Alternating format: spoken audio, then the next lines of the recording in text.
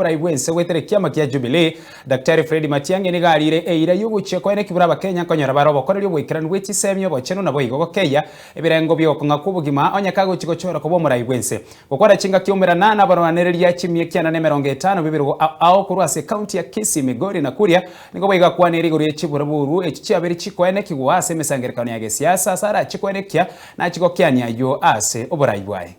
Hatuwezi kufika mahali eti watoto hawaendi shule, sijui matibabu hakuna chakula kwa hospitali, watu wanapigwa kila siku.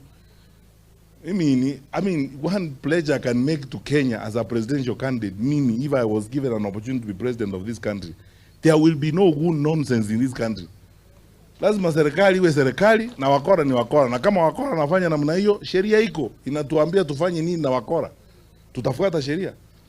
Lakini sio eti unaangalia pande hii watu wanabeba wakora hapa eti wao ndio wakubwa kwa sababu ni marafiki wa serikali na ni marafiki wa mkubwa. Kwa sababu wao ni marafiki wa mkubwa wa nchi wako na kibali kufanya ushenzi kama huo. It cannot work. Don't radicalize the country to a point where you can't manage it. Because ukizukuma watu sana, watu wakifika kwa wall, hata wewe mwenyewe huwezi kujua yale watafanya.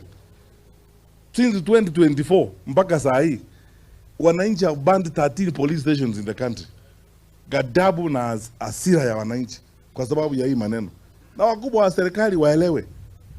Hatuwezi kuendesha nchi namna hii. Eti wanasiasa fulani wao wako na ruhusa ya kupanga wakora na guns kupiga watu.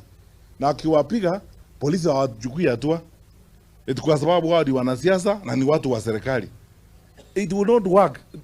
Sheria tunafuata wote ni ya serikali na yetu sisi wale tuko kwa upinzani.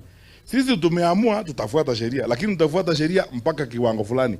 Ikifika mahali ikionekana kama nyinyi ndio kabeni mnataka kufanya, what option will you leave us with?